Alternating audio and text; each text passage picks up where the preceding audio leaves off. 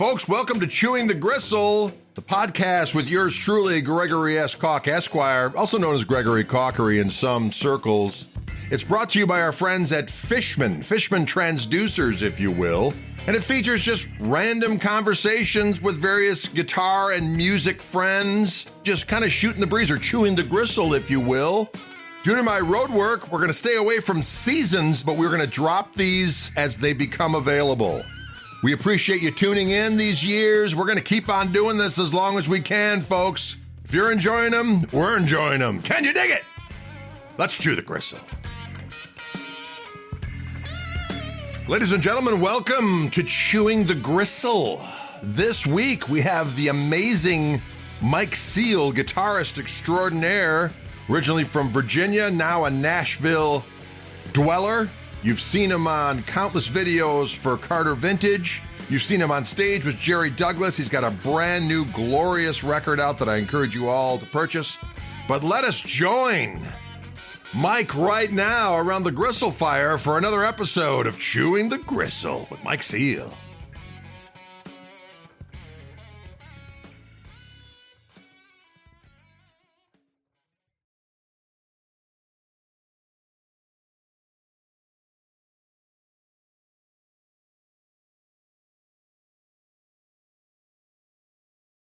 Ladies and gentlemen, boys and girls, we have convened once again around the gristle fire, if you will, a savage conflagration.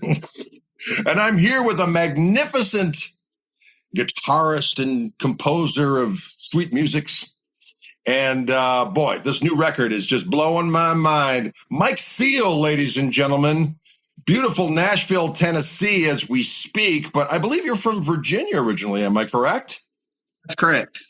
Yes, tell us a little bit about growing up in sweet Virginia. Your dad was a guitar player. Tell me about how that whole thing worked out. Well, I grew up in Bridgewater, Virginia, which is right there in the middle of the Shenandoah Valley. If you've driven up the 81 corridor in Virginia, and as I know you have a million times, we're right off the interstate there. I grew up in somewhat of a musical family. My dad actually didn't play music, but my grandfather did. Oh, your grandfather did. Sorry. Yeah. And my older brother plays and actually is a guitar shop owner. He owns Waynesboro Music in Waynesboro, Virginia, which kind of curates high-end bluegrass guitars and all bluegrass-related instruments. It's become a cool thing where he's hosting jams on the weekends and is doing pretty well there. They just opened a new shop. So it was great growing up there. We would go up to D.C. for concerts in Charlottesville, Virginia. Those were kind of the hot spots for us, and sometimes Richmond.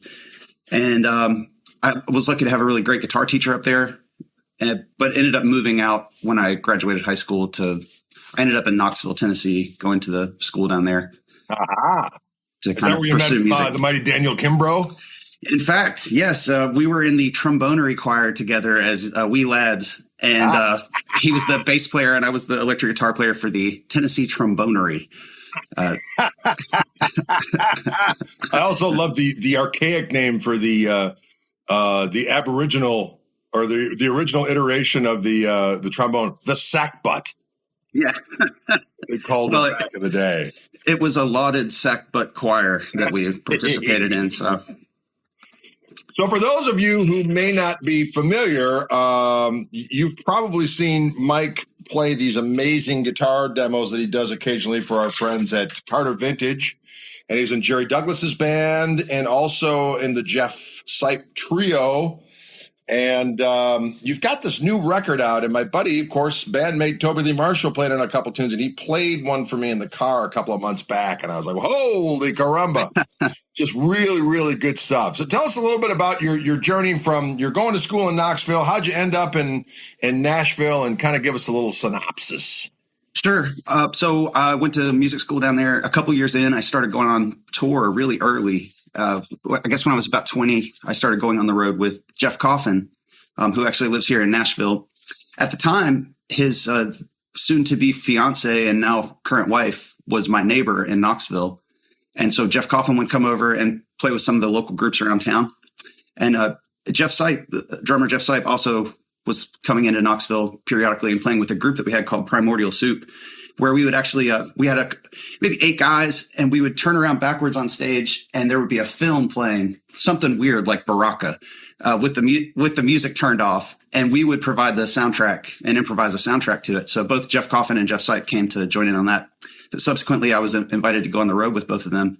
And actually, the first tour I did with Jeff Coffin while I was still in school was with Victor Wooten and Roy Wooten, Future Man. And we went up to Bloomington for a camp for a couple of days, and we're teaching it. Long story short, I was lucky to be able to get on the road, and I actually dropped out of school my 3rd year and to pursue the road work. Which is not unusual. That's kind of the same thing happened to me in terms of not finishing school and so on and so forth. Later on, my dad would, towards the end, say, the only thing that ever disappointed me is that you never got your degree. And it's like, Dad, I think it worked out. Yeah, I've heard similar things, and I feel the shame as well. But no, my parents were really supportive of it, and they knew that's why I was going to school, was to eventually get out on the road. And in fact, one of the first tours with Jeff Coffin, we did a clinic at the University of Tennessee School of Music, which was kind of cool because I'd been on the road with him for a few days, and then we pulled into the school where I'd asked my teachers if it was all right for me to go on the road. And I remember the back door opening, and my friend Jamel looks in and goes, "Mike, what the hell are you doing here? I thought you were skipping class." So, no, I'm here to work. Grab my amp. No. That led to a lot of road work, and really fast forwarding until now, I've pretty much been on the road since then as a sideman in some capacity for either jazz and fusion kind of stuff or Americana work. So early on with Jeff Sipe Trio, the Jeff Coffin Mutet, we did quite a bit of touring with Felix Pastorius and Kofi Burbage on keys. Oh, yeah. And a really cool group. Jeff Sipe was actually playing drums on that. And then on the Americana side, I've also played in Sierra Hull's touring band and worked on her records. And I worked with the Victor Krause band. We've actually got a fun gig tomorrow with Bob Lanzetti of Snarky Puppy here in town. Nice. And just a whole lot of convergent stuff like that. So it's been fun. But I've never done any solo ventures until now. So this is the first full band kind of record. I have one acoustic EP that I put out in 2018, but it kind of flew under the radar. So.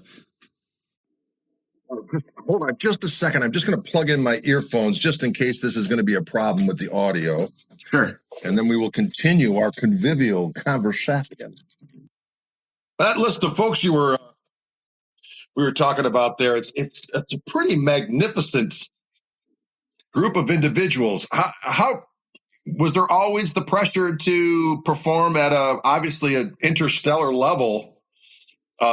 When you're surrounded by these types of individuals, was there a lot of pressure? Was it just natural because that's who you were just playing with, people you were around? Well, I always felt really lucky to get the calls for stuff like that, especially being in my early 20s. I probably felt some pressure that, I got my ass mopped around the stage by a lot of these guys, and that was good for me. That turned out to be a really good thing. There was some pressure, but I feel like that was a great way to learn and build up some confidence. Yeah. And then learning, I was lucky to be one of the least good players in some of those configurations. Like Felix Pastorius was a real inspiration to be on the road with because he constantly practiced. And even at the hotels, his door would be open. I could always tell which room was his because I'd hear a metronome going on inside and just like insane bass work coming out. So, but even in the van on like a 6-hour trip, we had, notation pads out, and he was coming up with ideas constantly, and we were going through the depths of music theory and possibilities of weird stuff. So did you have an idea of what you wanted to do in terms of making a living making music, or were you just preoccupied with getting better and seeing what things kind of manifested? I grew up in the era of, the CD. So I was obsessed with, I looked at all these great records, a lot of jazz and crossover stuff as like almost like baseball teams where all my favorite players would get mix matched in different iterations. Right. So I would memorize the liner notes of everything. So what I thought would be a music career would just be to be a sideman and get a phone call and go on the road. And that really was the most of the work that I got for a long time, and recording. So I've been lucky to eke out a living just by staying on the road. Sometimes a lot. I worked with an Americana band called the Black Lilies, where we would do 200 dates a year, and working with other groups in between and stuff like that. So I'd say that was my vision of it. But the music industry has changed so much since the early 2000s that it's almost a different paradigm now, I would say. Indeed. I was just going to ask you how, I'm sure at this point you've done every kind of permutation of road travel. and just wondering how you like the road and what things you prefer, you don't, that type of thing. Man, I'll tell you what, I just got off a really fun road trip. And I'd say best case scenario, I just got off a week on the road with the Jerry Douglas Band out in Phoenix, Arizona. And we were in the same city for 8 days, which was awesome. So, and we split our time between two events. We played 2 shows at the MEM Music Instrument Museum at the tail end, which was great. You know, leave your stuff set up, come back the next day, no sound check. And then the first 5 days we were at the Del McCoury Pickin' Party, which was hosted by the Del McCoury. And Del McCoury's 86 years old and still just crushing it, which was so cool to see, you know, one of the original bluegrass luminaries. But it was a camp put on by Dreamcatcher. They do like the Tommy Emmanuel guitar camps. Sure. And you've worked with them before, I think. And it was great. It was really well organized. It was at the Wigwam Resort in Phoenix, Arizona, which is this big kind of lofty golf resort. And so we were there, you know, wake up, walk to work. Everything was right there. So if it could always be like that, I'd love being on the road. But yeah, no, I've done the 15 passenger van with 8 people pulling a single axle trailer that, you know, multiple because they keep breaking. I've been in the group where the entire rig was stolen in the front of the hotel with everybody's stuff in it. And, you know, the late nights and early mornings and all that kind of stuff.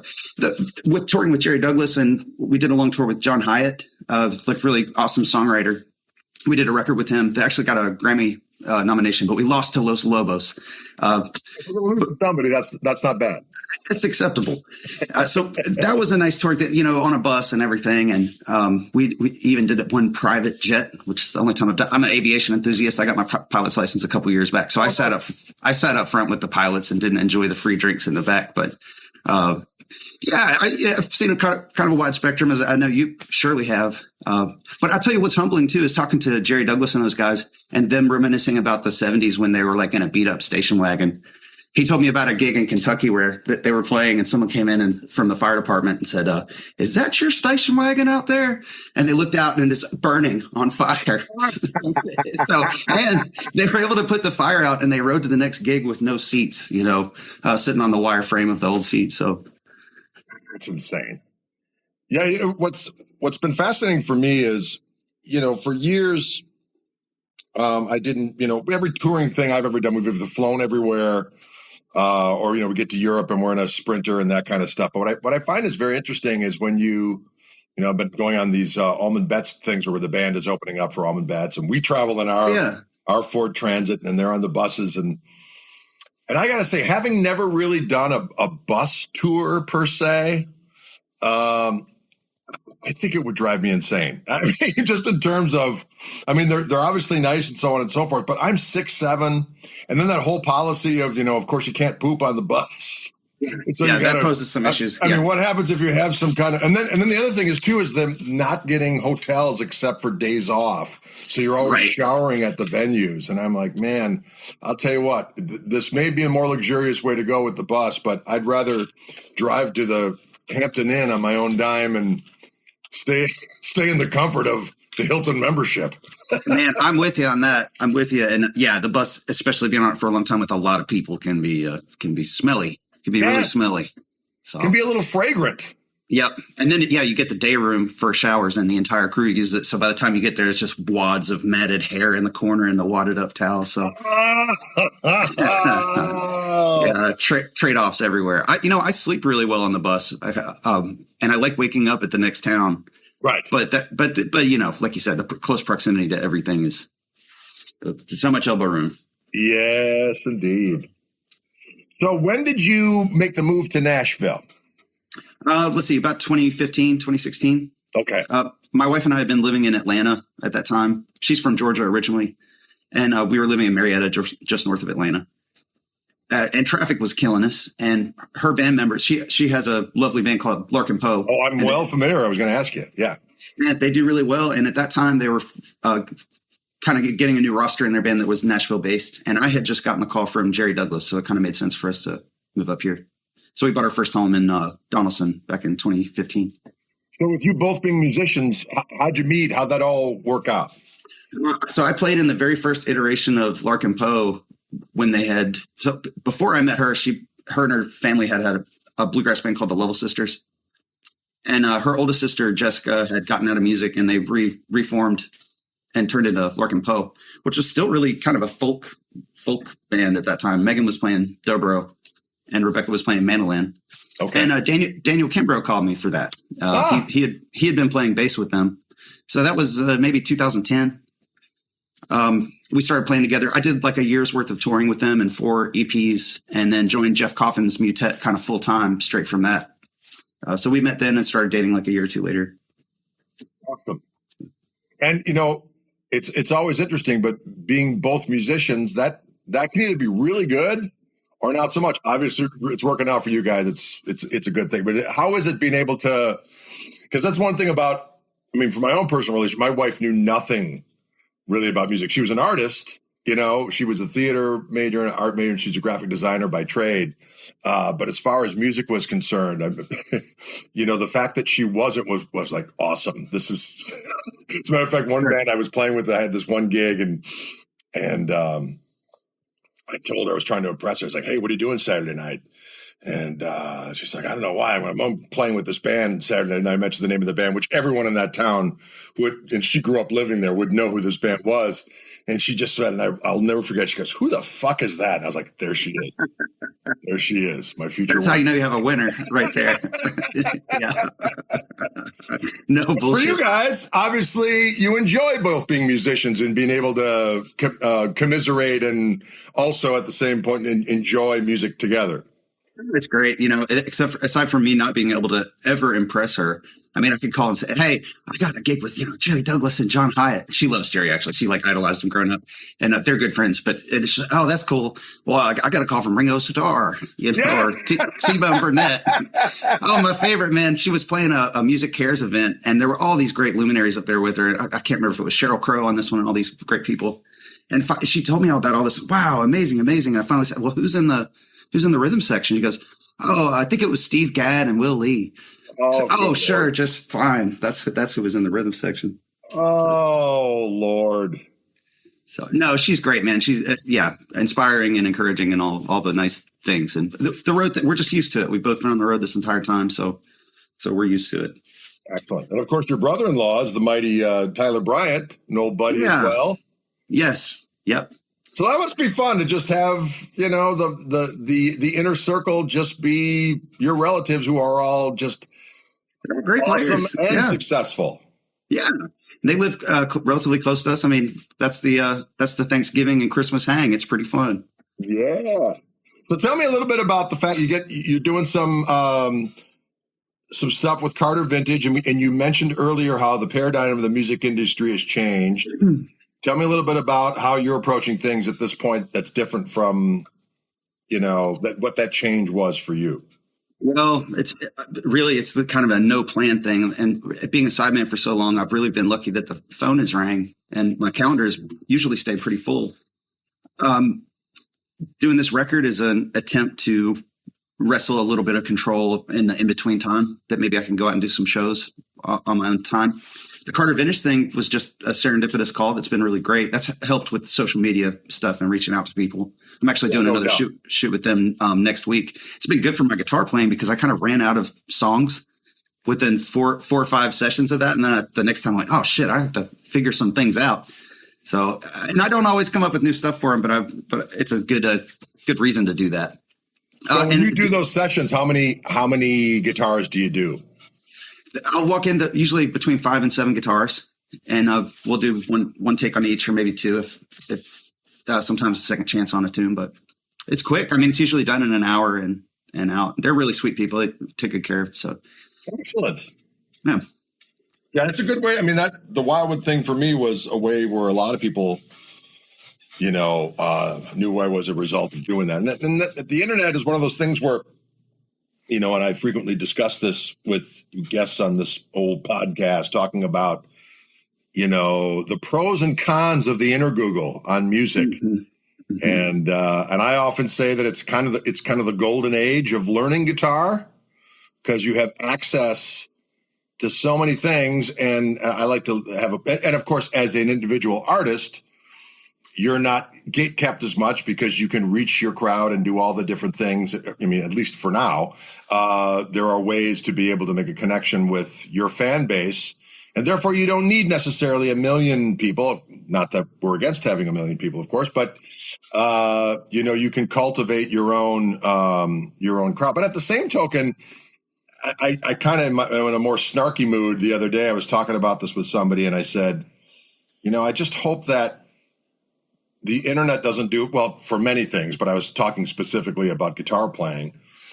That I hope it doesn't do to guitar playing what MTV did to music. Which is, at first you're like, oh my God, this is awesome. We can actually see all these people we've liked over the years, and to the fact that it completely devalues the experience. People don't really know the difference between one thing and another, and it just becomes not valued. Now, again, that's just me on the Charlie Brown aspect of things, but what are your thoughts? I'm sure you've thought about these things a million ways from Tuesday yourself. Well, man, I definitely agree with the education side, and growing up, transcribing stuff from CDs and sometimes vinyl and sometimes tape cassette. You remember the struggle of hitting the rewind button to the right spot, and then you accidentally start the track over and have to fast forward back to that spot. Absolutely. I remember getting a Boss loop station when I was in high school back in the 20th century, and this thing had a 5-minute digital storage, and you could tap tempo. You could sample stuff with the aux input. So I'd take my Discman and put Mike Stern CD in or something, right, and then find the part I wanted, and then I could loop it in there, and then I could tap tempo and slow it down without changing the pitch. That was like a revelation. Well, now you can do that with Windows Media Player or a native YouTube player. You can slow it down to 25% without changing the pitch. So they even have that thing called the amazing slow downer. Yes, and there's a newfangled thing, like an app that somebody was showing me, where you can isolate all the individual tracks from records. Now it uses some kind of AI algorithm, and it's really effective. So the tools at people's disposal today is really amazing. And on the value of music, for sure, with the streaming stuff and Spotify and the kind of new models of how music is sold and consumed. I mean, fractions of a penny per play on Spotify. Right. The value has changed a lot. And of course, from the days of going to buy CDs from the CD store, I miss the tangible element of holding it and flipping through liner notes. And when you don't own it, you know what I mean? It's just so weird to not actually. I mean, I looked at all my, I've got still a ton of vinyl from back in the day, and I still buy it.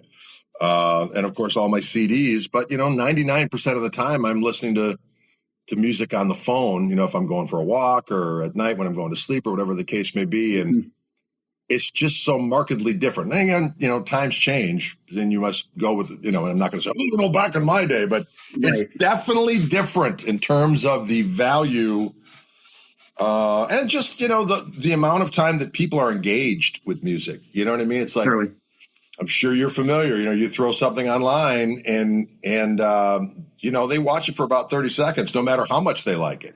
You know what I mean? Yeah. And then I've seen those analytics. Yeah. And then they're off to the races.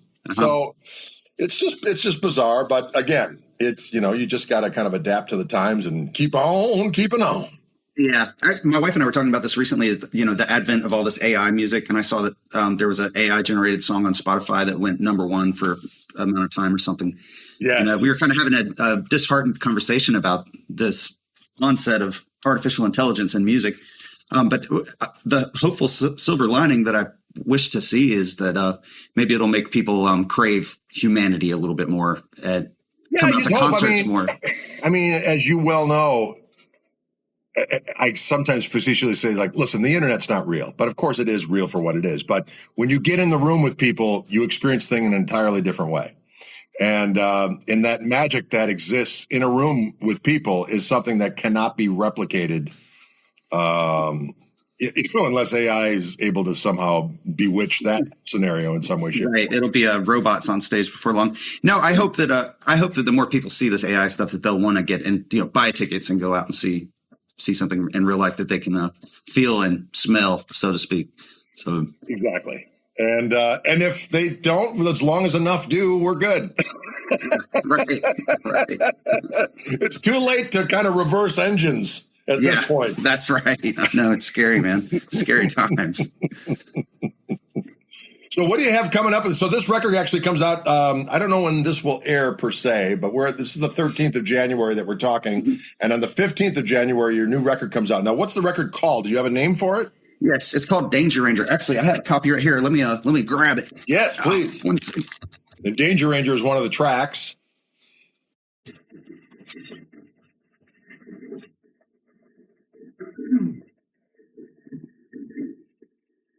back. I don't know if it'll show up with the that's awesome. reflection, but it's called Danger Ranger. And let's see, you're probably getting all the reflection on my screen there, but yeah, it's coming out. So it's available for pre-sale right now on my website, MikeSealMusic.com. Awesome. And it's a full-length record, 9 original tunes, 1 cover. It's featuring, it was produced by Tyler Bryant. And it's a project we've worked on for probably the better part of 2 years, but we were both on the road and we would come together for a day or two and make another track. The tunes were all written during the pandemic. They were all kind of demos that I'd come up with, but they weren't fleshed out. They were like maybe 1 minute, 2 section kind of ideas. So Tyler helped me arrange everything into full tracks, and through trial and error, we got built up some mock-ups and then had people come in and start playing on it. So we got Toby Lee Marshall, your boy. He was one of the first people we called for some organ work. And he did a great job, man. And he's on 3 of the tracks.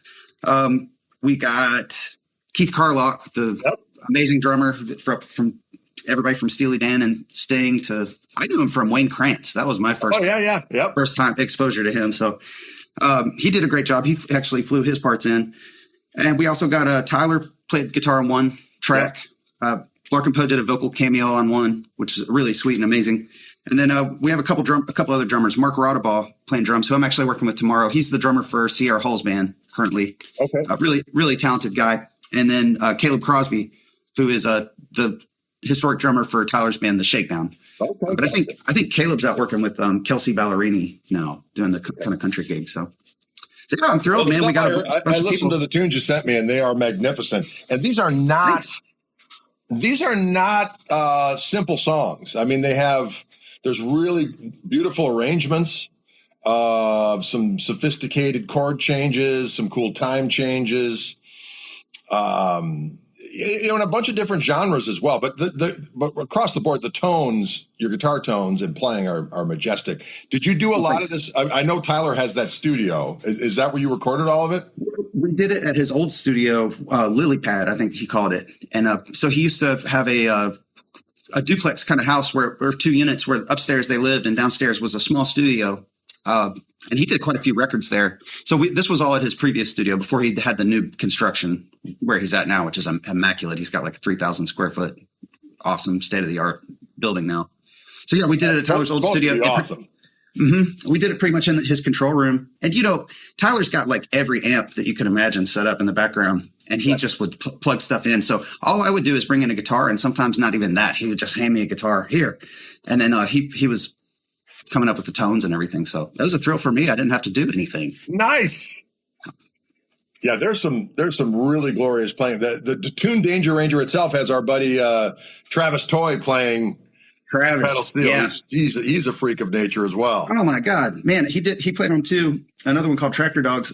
And after he played on that and I heard what he had done, I had to go redo my guitar. So I said, I can't be coming in with this amateur shit when he's doing all that. He's a freak. He's awesome, man. He sent that stuff really quick too. And I think he sent 2 takes of each, and it was hard to pick which one to use. They were both awesome. Sure. I first met Travis at Andy Wood's camp. Yeah. Woodshed. Yeah.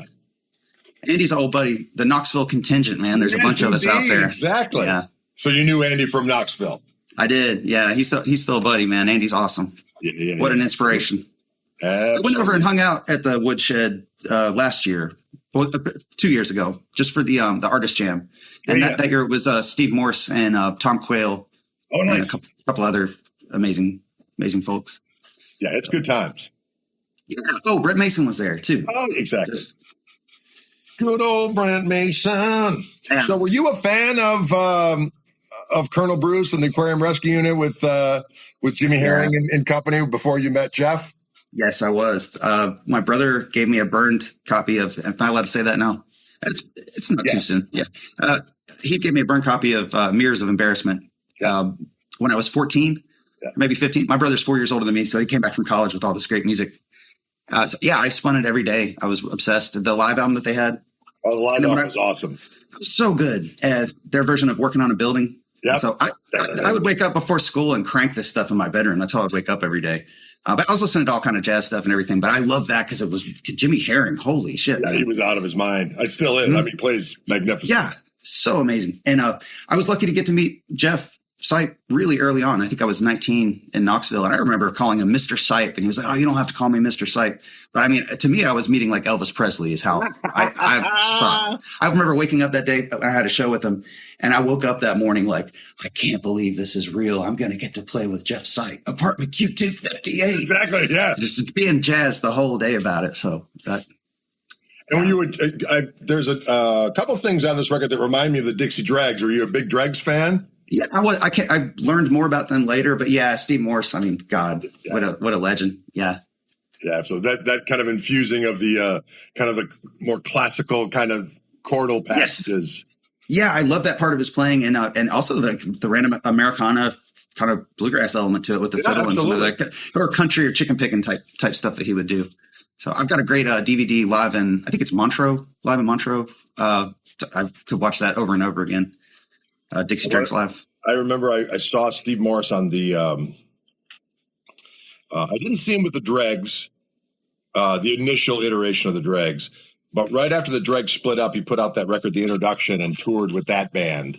Okay. And I saw that trio with Rod Morgenstein and Jerry Peake, and I was literally in the front row right in front of him.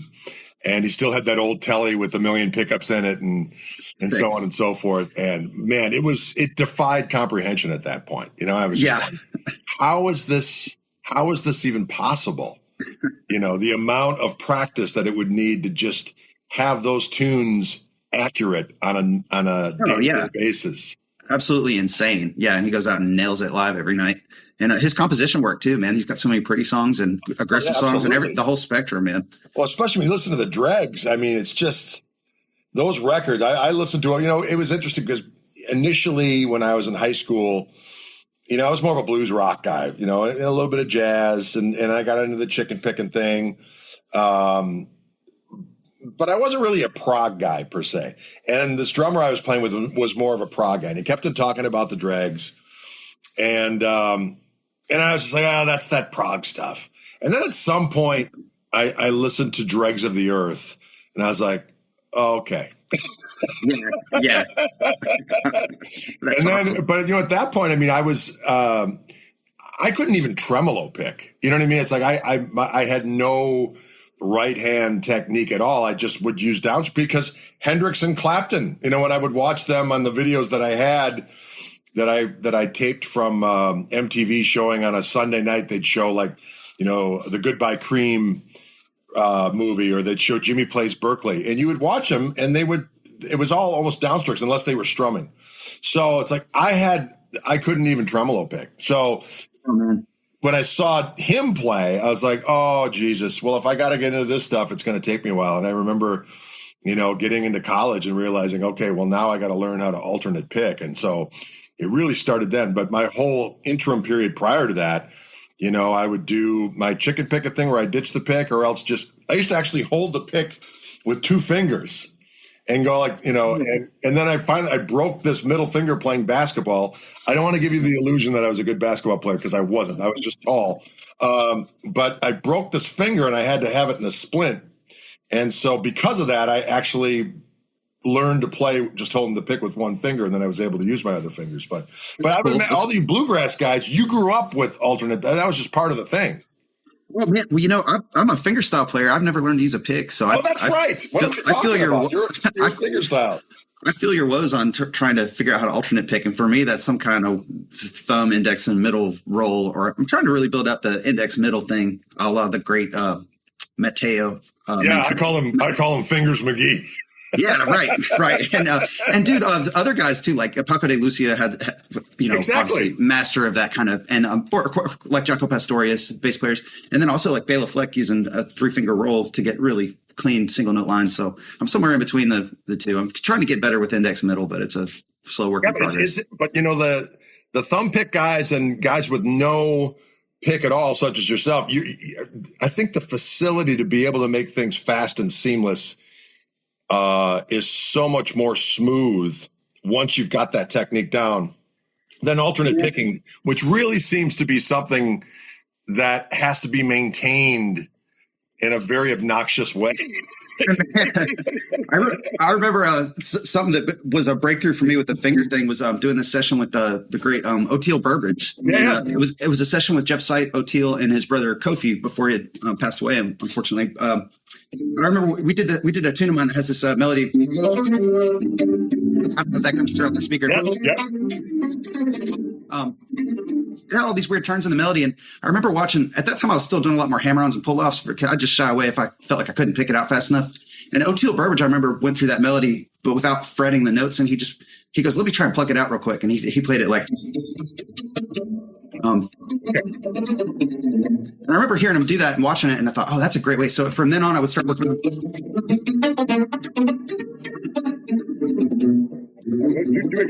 There you go. Oh, here we go. For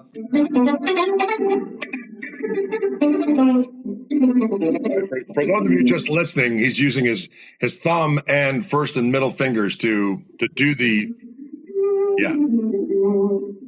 Stuff you can do. Like I like getting a thumb and index and these little rolls.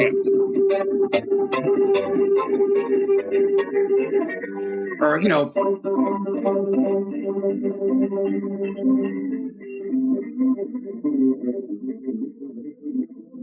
That's kind of fun. That's where I'm still trying to build up that thing with the index and middle, but I like it's fun. You know, if it's fun to play, it works for me.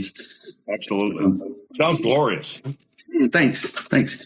I got this telly a couple years ago. I'm enjoying that. It's got some bite to it, man. I really enjoy it. I was watching your live show yesterday, live stream, and whenever I get a little alert when you guys are doing that. So if I can, I tune in. And I was really jamming out with you guys. That was awesome. Oh, thanks. Your band sounds great. We're always flying by the seat of our pants.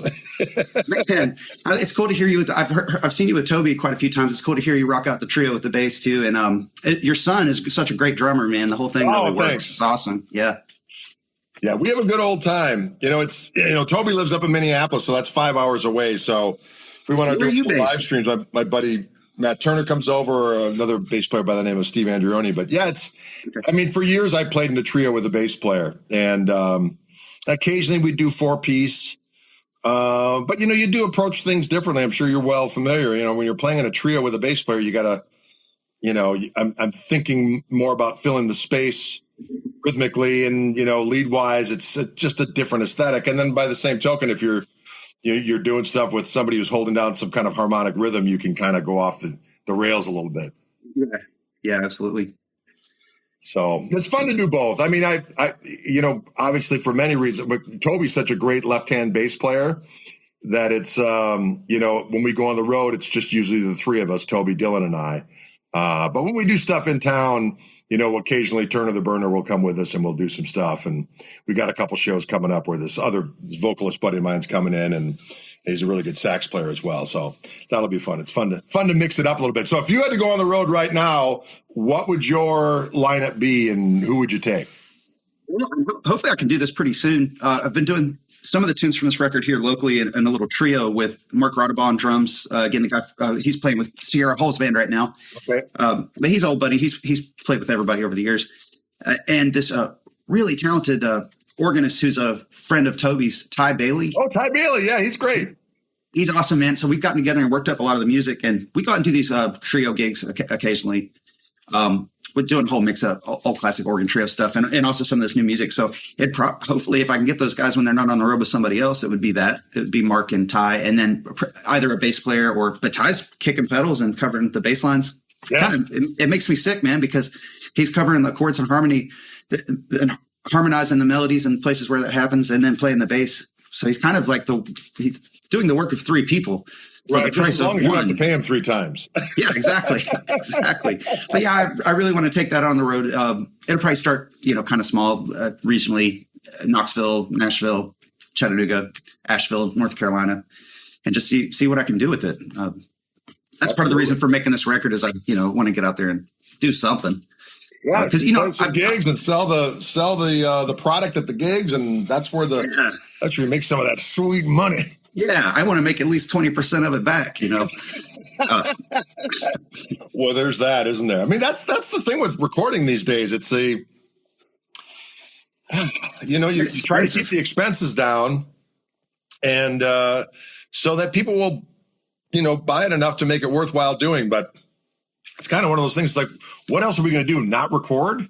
You know, yeah, man. You know, at the very least, it's like even just having something that I can hold in my hand that I made, I feel really good about that. And exactly. I'd done all that sideman work for 20 years, and then I blinked my eyes and I was 40 all of a sudden. I went, I've never really made anything. So this way, if I'm in a car crash tomorrow, knock on wood, I'll have something that's done.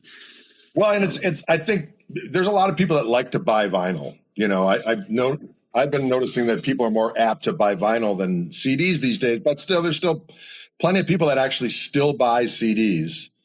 And a lot of times when they buy the CDs at gigs, it's not even to probably play them. They're just doing it to support the cause, and they want you to sign them. And yeah, they might have a collection of them at home with no CD player. It's interesting to me. It seems like older generations now might have a CD player, but won't have a vinyl player, even though they grew up listening to records. Yeah. And then younger generations will definitely not have a CD player, but they'll have a record player. Exactly.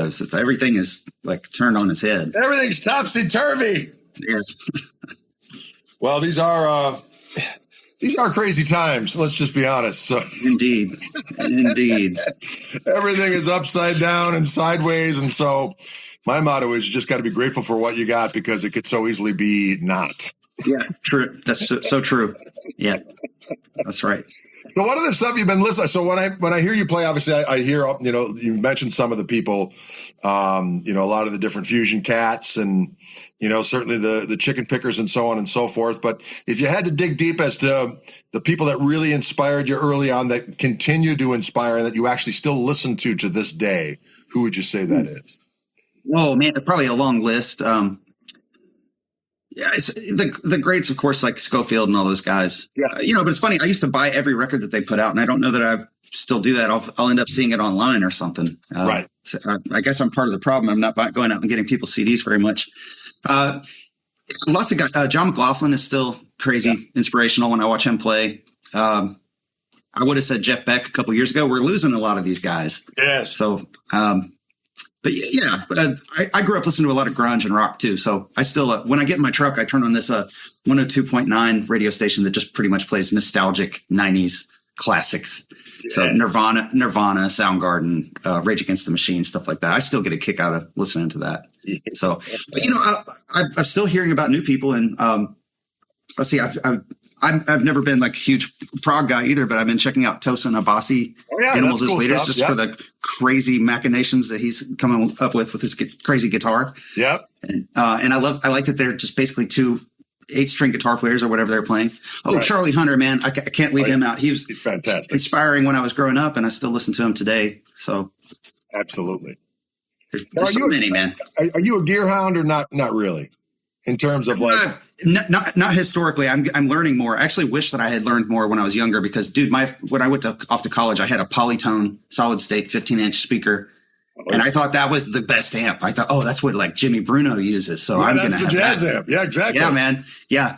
So I had that, and then I would start getting on stage with these really loud drummers and loud places, and I thought, man, this is not cutting it. And it was real thin and wiry. So then I just started using a Fender Deluxe reissue 65. And that worked really well. But, I didn't really understand anything about overdrive or gain stages or any of that stuff. So I wish I could go back and like knock myself in the head back then and be, there's plenty of time to go deaf. Yeah, right. Well, now I've got this Tyler amp. Have you tried these things out? Tyler amps. The guys here based here in Nashville. Over on the other side, I don't know if you can see it. Maybe right there. There's a Dumble clone. It's like a 1-to-1 Dumble clone. So I'll take that out sometimes. And then I've got a 2-stage overdrive. It's a Rodenberg 808. It's actually Tyler Bryant's proprietary creation. Okay. So I pretty much just do the amp a little lower than it breaks up, and then a little two-stage overdrive. So one for a little bit of grit, and the other for more grit. But no, I've never been a gearhead, and a lot of it I don't understand at all. If you asked me, if you tried to pay me $100 to fit together an effects loop, it'd be hopeless. I wouldn't be able to. So. Well, it's kind of funny. I'm not a huge gear. Well, I like guitars, and I like a few pedals, and I like a few amps. But as far as like taking them apart, knowing about recording, hooking up shit, I can do an effects loop under pressure, but I just never do because it's a hassle. So, yeah, I just try to keep things as simple as possible. But I like the thing you have. What's that? I'm sorry to interrupt. I like the setup that you have, that pedal. That Thank you. do some demos. It's cool. Yeah, it's been simple and it really does everything I need it to do. I mean, there's times where it's like, I was watching. We were down somewhere touring, and we had a day off, so I went back to the gig we were played at and saw some buddy of mine's play, and a guy hit a pedal. It was a certain type of vibrato that reminded me of a vibratone. Not a vibratone. Well, of a magnetone amp, and the vibrato on a magnetone. So I heard that. I was like, God damn, I missed that sound. And so I went up on stage and I looked at what he was using, and I went home and I bought one, and it was one of these. What the hell's the name of this damn thing? It is a Memphis pedal by Crazy Tube Circuits. And so I got the pedal, and what's cool about it is that it does have a volume on it. So it's got the rate and the depth, but you can also bump the signal a little bit, which is nice. A lot of times, you hit a vibrato pedal or, tremolo and you lose a little gas. So it's nice to be able to bump it up a little bit. So that was cool. And then I did plug it in conjunction with my Orange Beast. I put it at the end, or I put it through the effects loop of the Monster Supreme. But then I realized, well, if I just take my chorus pedal, put it on vibrato, and set it to that, it sounds just like it's the same thing. There you go. So then I ditched that. So yeah, I mean, occasionally I'll think, well, maybe I'll use this, or maybe I've got everything I need in that damn thing, and it's all analog. I love it. Sounds great, man. Plugged you. I've never really thought of you as a multi-effect guy. I'm like, it's literally just a pedal board and a casing. That's all it is. Yeah, it's all real stuff in there. I love it. It sounds great. And I see the convenience factor of it too. Man, I was out at that camp in Arizona, and one of the Dreamcatcher staff came up to me. And so when I play with Jerry, I'm the only electric instrument. And I'm also the only fretted instrument. It's because, he's playing dobro with slide. Daniel Kimmer's playing upright bass, and he has a violinist. So yeah. I used to bring lug an amp out on stage with those guys, and we were using in-ears, but I was always having to keep it on one or face it, or put it in another room or something. It was like the disgraced part of the stage. And finally, Fender hooked me up with this box with the Tone Master little amp simulator. Yeah, yeah. So it's a multi-effects thing. It's cool. It lets me get something close to what I would normally sound like, and there's no stage volume, which is awesome. But I was out there in Arizona, and the Dreamcatcher staff came up and goes, so this box it's one Dingle Bob box. She said, all your Dingle Bobs are in one, but Andy Timmons has individual Dingle Bobs. Can you explain? And she wasn't a guitar player. She just wanted to know why there were so many Dingle Bobs in one box versus other people who have individual Dingle Bobs. So yours would really throw her for a loop because you have individual Dingle Bobs in the same casing. Box. Yeah, she'd be Dingle Bobbed, or her Dingle Bob brain would be blown. Yes. Oh, that's fantastic. Well, listen, what do you got coming up in the near future here? Well, let's see. Gig tomorrow at the Vinyl Tap, 8 p.m. in Nashville with Victor Krause, Bob Lanzetti of Snarky Puppy, and Mark Rodabaugh. I'm doing another thing with Carter Vintage next week, and then I've got a fun gig coming up with the harmonica player here in town, Ilya Portnayev, with Pitar playing drums from Corey's band, and I forget who's playing bass on that one. But yeah, a bunch of fun little one-offs like that, and hopefully this week, some making some progress on getting some of my own shows booked. It's sort of an unofficial CD release thing. The record comes out Thursday, so hopefully before the end of the month or next month, I can get a couple on the books. I'd like to do a CD release show here in Nashville and then take it over to Knoxville and do one there. Excellent. Well, we're going to be in town there because I'm finishing up my course with Brett Papa. Okay. And that is week after next. So the week of we'll be in town like the 25th through the 28th we'll leave. So I don't know if you're around then, but maybe I'll keep an eye out for you guys. Feast of some sort. That would be awesome. We should go over to Tyler's studio and have a big fun jam. That would be fun. Absolutely. Now, do you know Brett Papa? I don't. Okay, I did. I was singing your praises to him last time I was there, and we watched a couple of your videos. I was like, I'm like, I told you, he's a bad man. Oh man, thanks a lot. Thanks. Well, it's funny. Yeah, Greg, I've told my wife before this interview. I said I've got to be really careful not to fanboy out because on other podcasts, people have asked me, "Who are you listening to?" I'm like, Greg Koch. check him out. He's amazing. But of course, most of the time people are like, oh yeah, that guy. Oh, he's insane. So, but you know what? I'm flattered. I can't. When I listen to your stuff, I was like, I don't even know how that could be, since this is so awesome. Man, I feel that way watching you. You said something and maybe another podcast that you did, or maybe in one where you were interviewed, but you were talking about the music that just hangs right on the edge, and I really related to that. Where it's just a little bit on the edge of chaos. Yes. You're not sure like what is really going to happen, but I see you ride that line sometimes. Well, and I can't tell, everything you do looks natural to me. It looks like it's easy for you to do, but I think about what it would be like to play some of that stuff. And I like that chaotic on the knife edge of chaos. Oh, well, thank you. Because there's times where I'm literally like, what's happening here? That's awesome. Well, it makes it interesting, man. I'd so much rather hear that than something that's really predictable that we've all heard a million times, you know? Well, I don't know, but a weird thing about it is that, all the guys that I really idolized early on and still, I mean, like, to me, like, Cream era Clapton phrasing, up through Derek and the Dominoes, it's like the bar in terms of, you're going to play a couple notes. That's the guy who plays a couple notes as good as it's going to be, as far as I really like to listen to it. You know what I mean? Yeah. And then there's the Hendrix thing, and just the whole package, the way he played rhythm, the tone, the abandon. Yes. You know what I mean? Yes. And all that kind of stuff. And then, of course, I got into all the roots of the stuff, and, Albert King, and, I did all my homework on all the different people and so on and so forth. But the thing that I thought was interesting is that those guys didn't really know what they were doing. And so I wanted to know what I was doing to the extent that I could play over changes. But man, I was not a good student. You know what I mean? It's like I thought that, and again, there's all kinds of arguments online about this now. How much theory is good and how much theory is bad? Mm-hmm. I think it's all good. So whatever your point of ear training, it's all good. But for me, it's like, I do wonder that, I was never one of those guys in music school where I would hear about guys who were older. And part of the thing, music schools slacked up way by the time I even went to school. It's like you didn't get tortured in ear training class, like, sing all the intervals in, and I remember sight singing. I mean? Yeah. I had to do that. They'd say a chord and you had to like rattle off that never happened. So, to this day, it's like, yeah, I know my intervals. Yeah. But my ear training is not impeccable where I can hear a plane flying over and be able to use relative pitch to tell you where it's going.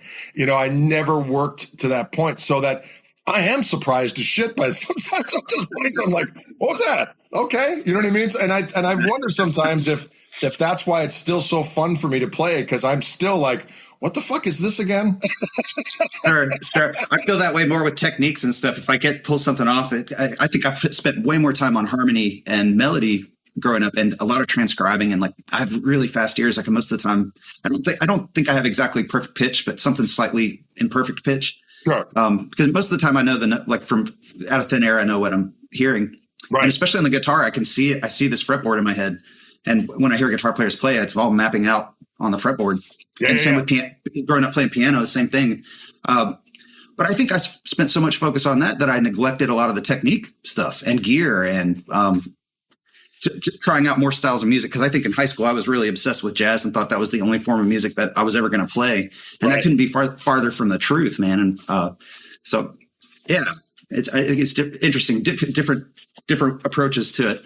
Yes, and all the approaches are good. That's the thing. It's like, however, whatever led you to do what you do gives you your own voice. That's why, I know the internet is obsessed with who's the best and the 10 best. It's right. Like, that's not even a thing, but we live in a society that's so preoccupied with this kind of, it's the Super Bowl. To battle. Yeah.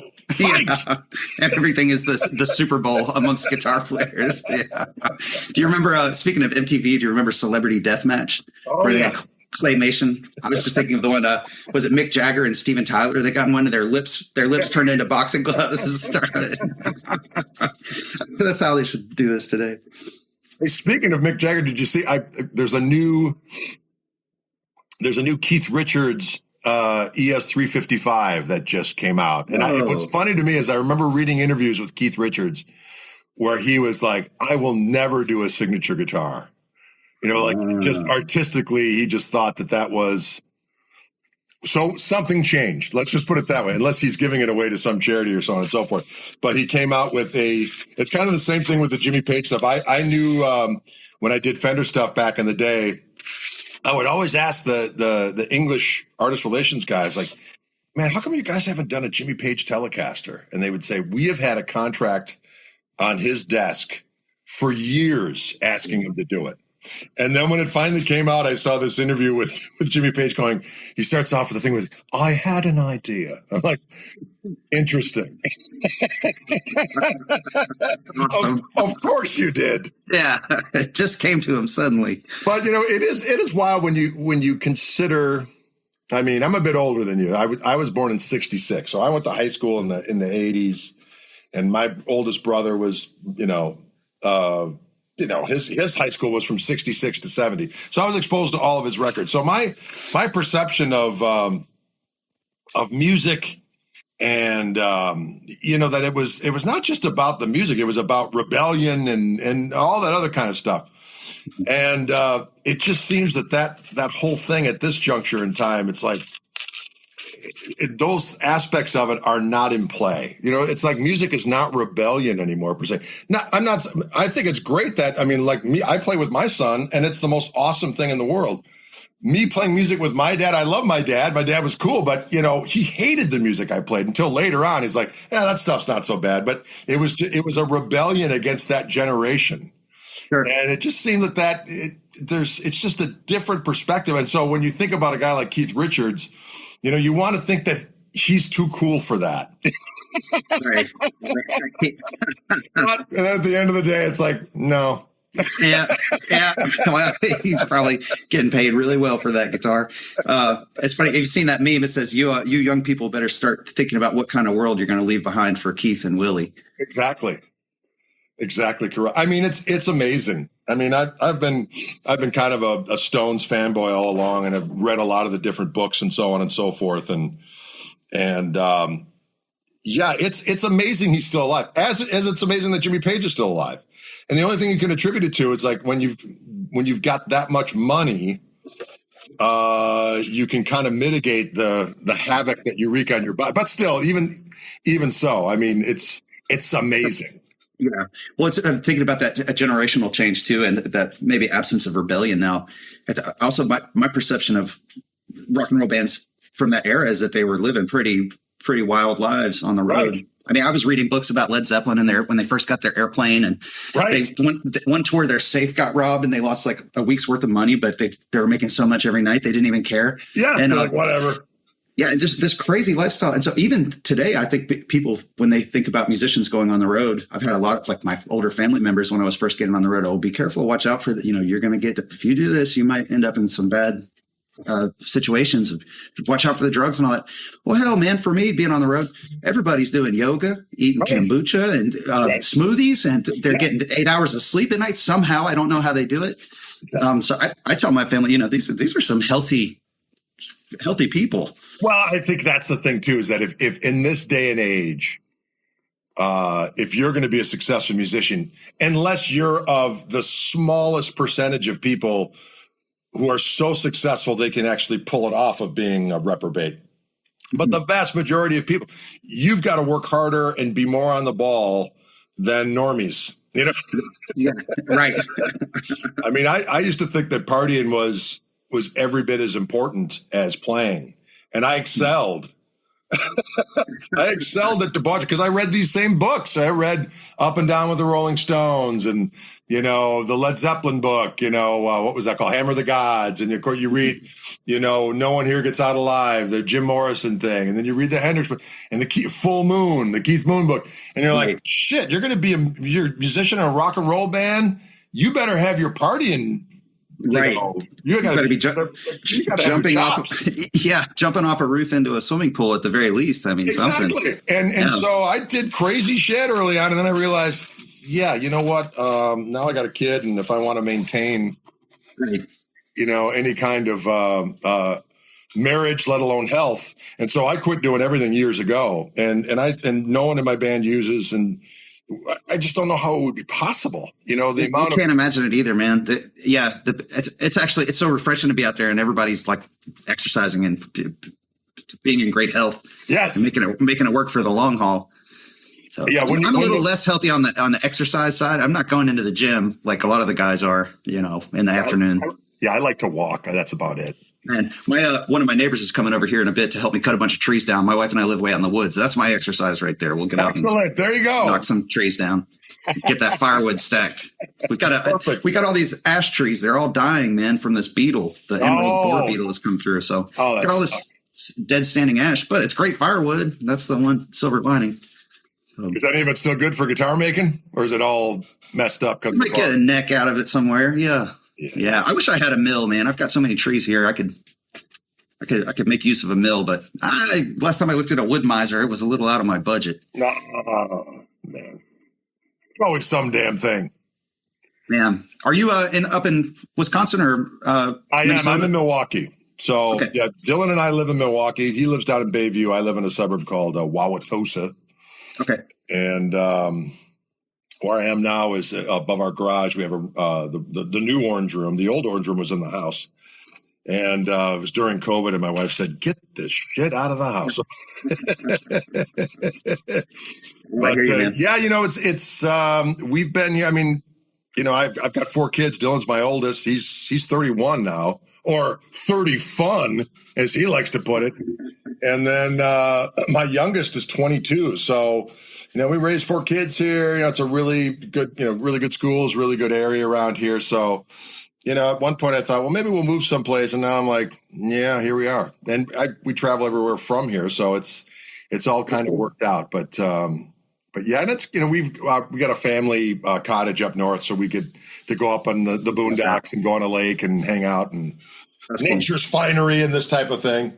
Yeah. Well, I love Wisconsin, man. I've been up there. I actually went up there to deer hunt with my buddy at Northland University, there at the crook of the lake. And I've played up at the, Big Chautauqua. Yeah, that's it. Yeah. Yep. I always have trouble remembering that. I've played up there a couple times, and I always enjoy getting to that part of the country. I feel like Wisconsinites are built a little tougher than the parts of the country just on the climate alone. Well, there's that. Yes.